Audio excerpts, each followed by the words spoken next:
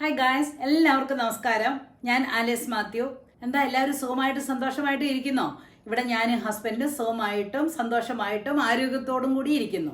ഇന്ന് എനിക്ക് വന്ന ഒരു കമന്റിനെ കുറിച്ച് മറുപടി പറയാമെന്ന് കരുതുകയാണ്. എനിക്ക് ഒരുപാട് കമന്റുകളും അതുപോലെ ഫോൺ കോളുകളും ഇമെയിലുകളും ഒക്കെ വരുന്നുണ്ട്. ഓരോ ആവശ്യങ്ങൾ പറഞ്ഞിട്ട് ഓരോ കാര്യങ്ങളെക്കുറിച്ച് വീഡിയോ ചെയ്യണമെന്നും പറഞ്ഞ് ഞാനതിൻ്റെ ഒക്കെ സ്ക്രീൻഷോട്ടൊക്കെ എടുത്തു വെച്ചിട്ടുണ്ട്. പയ്യെ 1 by 1 ഞാൻ അതിനൊക്കെ മറുപടി തരണമെന്ന് തന്നെ വിചാരിച്ചാണ് ഇരിക്കുന്നത് കേട്ടോ. ഇച്ചിരി താമസിച്ച് പോയാലും ക്ഷമിക്കണം. ഈ അടുത്തിടെ കിട്ടിയ ഒരു കമന്റാണ് വളരെ ഇൻട്രസ്റ്റിംഗ് ആയിട്ടും എനിക്ക് ഭയങ്കര സന്തോഷം തന്നതുമായ ഒരു കമന്റാണിത്. എന്താണെന്നോ, ജീവിതത്തിൽ ആദ്യമായിട്ട് 60 വയസ്സാകാനായിട്ട് അങ്ങ് കൊതിച്ചു പോവുകയാണെന്ന്. അത് പറഞ്ഞിരിക്കുന്ന ഒരു സ്ത്രീയാണ്. ഈ കമന്റ് നിങ്ങളിൽ കുറച്ചു പേരെങ്കിലും വായിച്ചിരിക്കാൻ ഇടയുണ്ട്. എന്റെ അനുഭവത്തിൽ ആദ്യമായിട്ടാണ് ഒരു സ്ത്രീ പറയുന്നത് 60 വയസ്സ് വേഗം ഒന്ന് ആയിരുന്നെങ്കിലെന്ന്. ശരിയല്ലേ? നിങ്ങൾ കേട്ടിട്ടുണ്ടോ ഏതെങ്കിലും ഒരു സ്ത്രീ അവരുടെ കറക്റ്റ് ആയിട്ടുള്ള വയസ്സ് പറയുന്നതും അവർക്ക് പ്രായമാകാനായിട്ട് ഇഷ്ടമാണെന്ന് പറയുന്നതും കേട്ടിട്ടുണ്ടോ?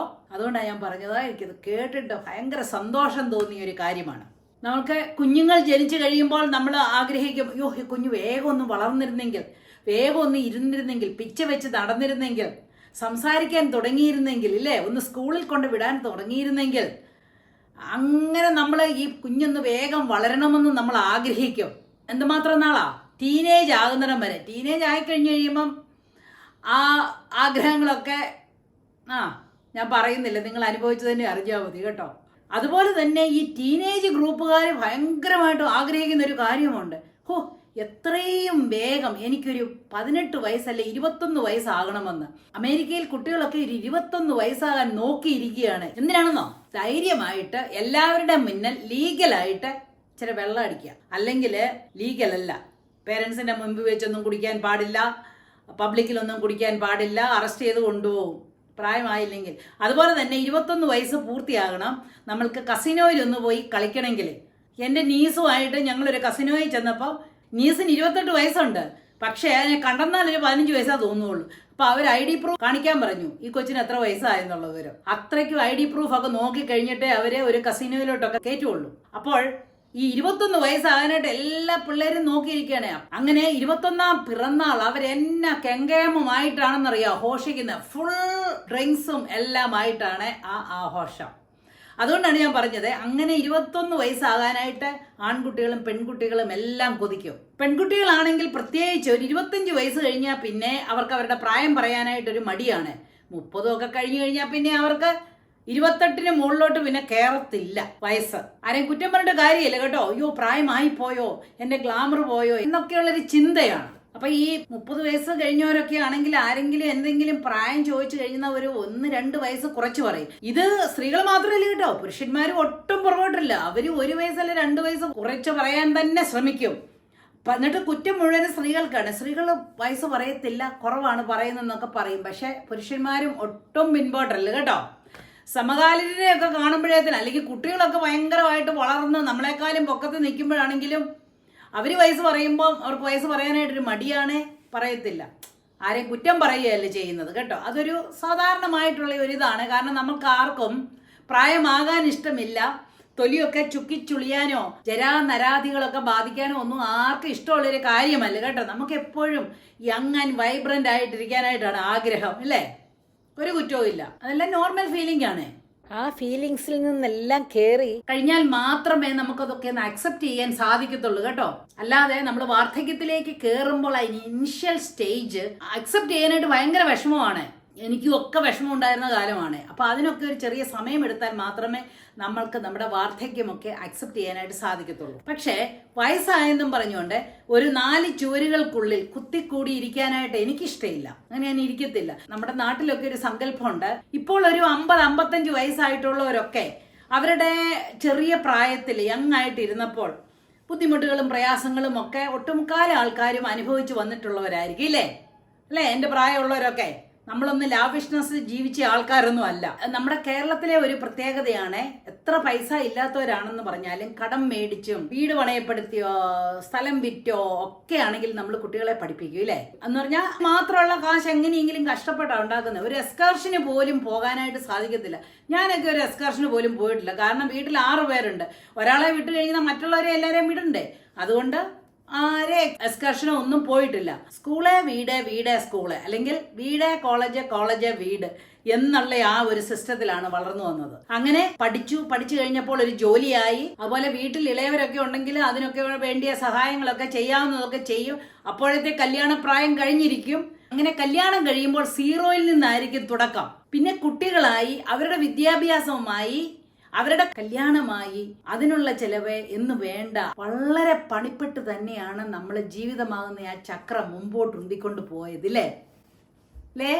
എന്റെ പ്രായമുള്ളവർക്കൊക്കെ ഇതൊന്ന് റിലേറ്റ് ചെയ്യാനായിട്ട് സാധിക്കും. അപ്പോൾ ഇങ്ങനെയുള്ള പ്രാരാബ്ദങ്ങൾക്കിടയിൽ നമ്മൾ ജീവിക്കാൻ തന്നെ മറന്നുപോകും.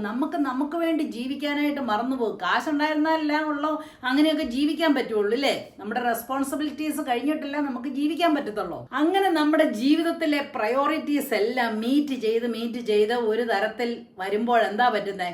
നമ്മുടെ ആരോഗ്യം അധോഗതിയായി.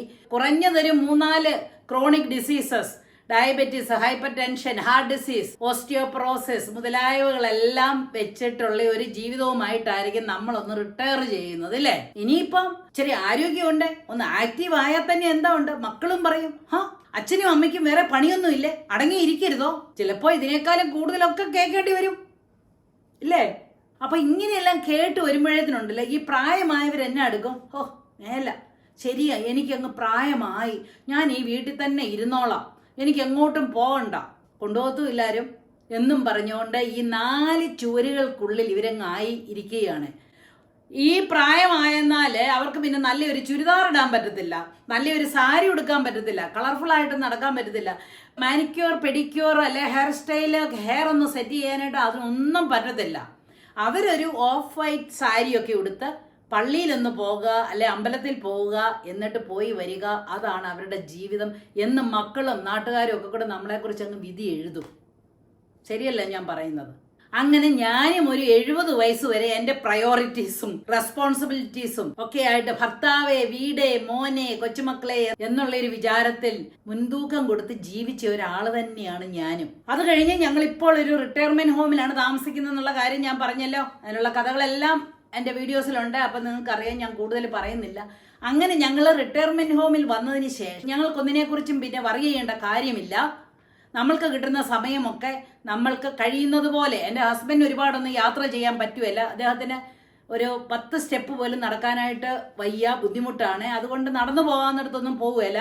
എങ്കിലും ഞങ്ങൾക്ക് കിട്ടുന്ന ഓരോ നിമിഷവും അതിന്റെ ഫുള്ളസ്റ്റ്, അതിന്റെ മാക്സിമം യൂട്ടിലൈസ് ചെയ്ത് ജീവിക്കാൻ തന്നെയാണ് ഞങ്ങൾ തീരുമാനിച്ചിരിക്കുന്നത്. അതുകൊണ്ട് പണ്ട് ഞങ്ങൾക്ക് ചെയ്യാൻ കഴിയാഞ്ഞ കാര്യങ്ങൾ, അല്ലെങ്കിൽ വിസിറ്റ് ചെയ്യാൻ കഴിയാഞ്ഞ സ്ഥലങ്ങളൊക്കെ ഒന്ന് പോയി കാണാനായിട്ടും, അതുപോലെ തന്നെ ഇഷ്ടപ്പെട്ട കാര്യങ്ങൾ ചെയ്യാൻ എന്ന് പറഞ്ഞാൽ, ഇച്ചിരി മീൻ പിടിക്കണമെങ്കിൽ ഇരുന്ന് മീൻ പിടിക്കാനോ, അല്ലെങ്കിൽ ഒരു വെള്ളയ്ക്ക വെച്ചൊരു അമ്മാനമാടാനോ, അല്ലെ മാവേലും പ്ലാവേലും ഒക്കെ ഒന്ന് കയറാനോ, മാവില കൊണ്ട് പല്ല് തേച്ചോ ഒക്കെ ഫണ്ണായിട്ട് പഴയ കാലങ്ങളെ ഒക്കെ ഓർത്ത് ജീവിക്കാൻ തന്നെ ഞങ്ങൾ ശ്രമിക്കുകയാണ്. അങ്ങനെ ഞങ്ങൾ ആടിയും പാടിയും ഒക്കെ ജീവിക്കുകയാണ്. അല്ല, നിങ്ങൾ പറ, ഈ യങ് ആയിട്ടുള്ള പിള്ളേര് മാത്രം മതിയോ ഒരു സാരി ഉടുത്തും ചുരിദാർ ഇട്ടും ഒക്കെയുള്ള ഒരു ഫോട്ടോ എടുത്ത് പോസ്റ്റ് ചെയ്യുന്നത്? എന്തുകൊണ്ട് നമ്മൾക്കും ആയിക്കൂടാ? ശരിയാണ്, യങ് ആയിട്ടുള്ള ആൾക്കാരെ അവരെ കാണാനായിട്ട് നല്ല ഭംഗിയാണ്, നല്ല ശരീര വടിവും ഒക്കെ ഉള്ളത് കാണാൻ നല്ല ഭംഗിയാണ്. അത് സാരമില്ലെന്നേ. പ്രായമായവർക്ക് ഉള്ളത് വെച്ചിട്ട് അവരുടെ പ്രായമാവുമ്പോൾ ഈ എല്ലാവരും അങ്ങനെയൊക്കെ തന്നെ ആകും കേട്ടോ. ഇപ്പം യങ് ആയിട്ടിരിക്കുന്നവരൊക്കെ പ്രായമാകുമ്പോഴും ഇതുപോലെയൊക്കെ തന്നെ ആകും. പക്ഷെ അതൊന്നല്ലൊരു കാര്യം. നമ്മൾക്ക് നല്ലൊരു സാരി ഉടുക്കുമ്പോൾ, അല്ലെങ്കിൽ നല്ലൊരു ചുരിദാർ എടുക്കുമ്പോൾ, അതൊക്കെ ഉടുത്ത് ഒരു പടം എടുക്കണമെന്ന് ആഗ്രഹമുള്ളവർ കേട്ടോ, ആഗ്രഹമില്ലാത്തവരൊന്നും ചെയ്യണ്ട, ആഗ്രഹമുള്ളവര് അതൊക്കെ എടുത്ത് ഫേസ്ബുക്കിലോ ഇൻസ്റ്റാഗ്രാമിലോ ഒക്കെ പോസ്റ്റ് ചെയ്തെന്നാൽ വളരെ സന്തോഷമുള്ളതായിരിക്കും, അല്ലേ? യങ്സ്റ്റേഴ്സിന് മാത്രമല്ല ഇത് പറ്റുന്നത്, പ്രായമായവരും അടങ്ങിയിരിക്കരുത് കേട്ടോ.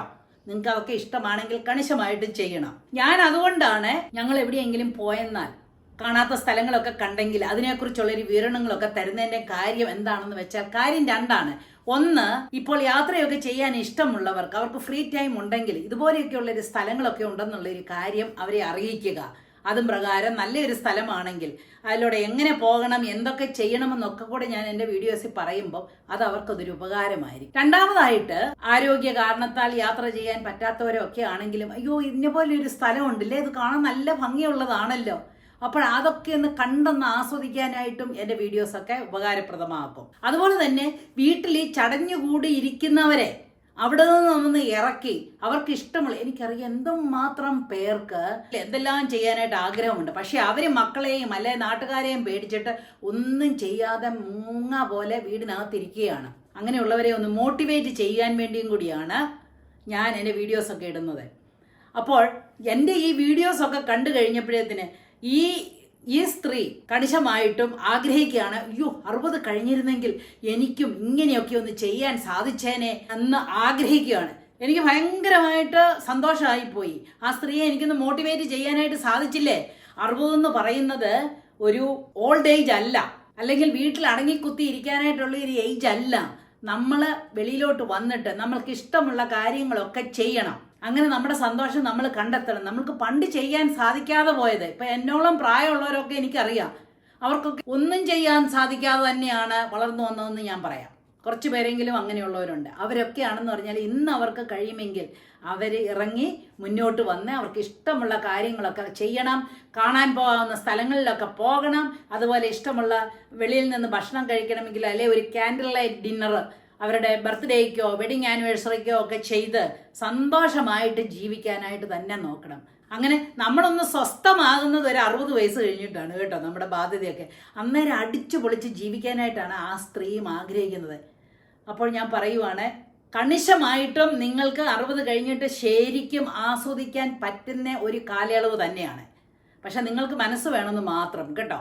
ഇങ്ങനെ എൻ്റെ വീഡിയോസൊക്കെ കുറച്ച് ആൾക്കാർക്കെങ്കിലും ഒരു പ്രചോദനം നൽകുന്നു, അല്ലെ മോട്ടിവേറ്റ് ചെയ്യാനായിട്ട് സാധിക്കുന്നു എന്നറിഞ്ഞാൽ എനിക്ക് ഭയങ്കര സന്തോഷമുണ്ട് കേട്ടോ. ഇത് പറഞ്ഞപ്പോൾ ഞാൻ വേറൊരു കാര്യം കൂടി ഓർക്കുകയാണേ. കഴിഞ്ഞ വർഷം ഞാൻ ഡാളസിൽ മല്ലു കഫേ റേഡിയോ സ്റ്റേഷനിൽ പോയി. അപ്പോൾ അവിടുത്തെ മെയിൻ RJ ആണ് ഷിബി റോയ്. പുള്ളിക്കാരത്തിയായിട്ട് ഞങ്ങൾ കുറച്ചു നേരം സംസാരിച്ചെല്ലാം കഴിഞ്ഞു കഴിഞ്ഞപ്പോൾ ഷിബി എന്നോട് പറയുകയാണ്, ആൻറ്റിയോട് സംസാരിച്ച് കഴിഞ്ഞപ്പോഴുണ്ടല്ലോ എനിക്ക് എൻ്റെ പ്രായം പറയാനായിട്ടൊരു ധൈര്യം വന്നു. ഞാനിനി എൻ്റെ പ്രായം ഞാൻ പറയുമെന്ന്. നോക്കണേ, നമ്മൾക്ക് പ്രായമാകുന്നത് നമ്മൾ ഏണ്ടിട്ട് കേട്ടോ. നമ്മൾ ഇച്ചിരി ചടച്ചു പോയി, അല്ലെ നമ്മളുടെ മുടി നരച്ചു, അല്ലെങ്കിൽ സ്കിന്നൊക്കെ ഒന്ന് ചുളുങ്ങി എന്നൊന്നും ഓർത്ത് വിചാരിക്കേണ്ട. അതൊക്കെ നമ്മൾ വി ഏണ്ടിറ്റ്, അറിയാമോ? ബി പ്രൗഡ് ഓഫ് ഇറ്റ് കേട്ടോ. അങ്ങനെയൊക്കെ നമുക്ക് സംഭവിച്ചെന്നും പറഞ്ഞിട്ട് ഒന്നും നമ്മൾ പുറകോട്ട് മാറിയിരിക്കേണ്ട യാതൊരു കാര്യവുമില്ല കേട്ടോ. അതുകൊണ്ട് എല്ലാവരും ഈ ഓഫ് വൈറ്റ് സാരിയൊക്കെ മാറ്റിയിട്ട് നല്ല കളർഫുൾ ആയിട്ടുള്ള ഡ്രസ്സും ഒക്കെ ഇട്ട് ഒന്ന് ചെത്തി അടിക്കണമെന്ന് തന്നെ മാത്രമാണ് ഞാൻ പറയുന്നത്. 60 കഴിഞ്ഞാണ് നമ്മുടെ ഗോൾഡൻ ഡേയ്സ് അല്ലെങ്കിൽ ഗോൾഡൻ ഇയേഴ്സ് തുടങ്ങുന്നത്. അത് നമ്മൾ അടിച്ച് പൊളിച്ച് തന്നെ ജീവിക്കണം. ഞാൻ പിന്നെ എപ്പോഴും പറയുന്ന പോലെ തന്നെ നമ്മുടെ സന്തോഷം നമ്മൾ തന്നെ ഉണ്ടാക്കണം, കണ്ടെത്തണം. വേറെ ആരും നമ്മൾക്ക് ആ സന്തോഷം ഇങ്ങോട്ട് കൊണ്ട് തരത്തില്ല കേട്ടോ. അതെന്താണെന്ന് വെച്ചാൽ നിങ്ങൾക്ക് എന്താണ് സന്തോഷം തരുന്നതെന്നുള്ളത് നിങ്ങൾ തന്നെ കണ്ടുപിടിച്ച് അതിനുവേണ്ടി പരിശ്രമിക്കണം. അതുകൊണ്ട് അയ്യോ പ്രായമാകുന്നല്ലോ എന്ന് വിചാരിച്ച് ആരും വിഷമിക്കരുത് കേട്ടോ. ഈ കുട്ടിയെ പോലെ 60 ആകാനായിട്ടൊന്ന് ആഗ്രഹിച്ചേ. ആരോഗ്യത്തോടുകൂടി നമ്മൾ 60 ആകാനായിട്ട് നിങ്ങളൊന്ന് പ്രാർത്ഥിക്കൂ. അതുപോലെ നമ്മുടെ റെസ്പോൺസിബിലിറ്റീസ് ഒക്കെ ചെയ്തതിന് ശേഷം നമുക്ക് വേണ്ടി ഒന്ന് ജീവിക്കാവുന്നേ. എൻ്റെ ഈ വീഡിയോ പ്രായം ആയിക്കൊണ്ടിരിക്കുന്ന യുവതീ യുവാക്കന്മാർക്കൊരു പ്രചോദനമാവട്ടെ എന്ന് ആഗ്രഹിച്ചുകൊണ്ട് ബൈ.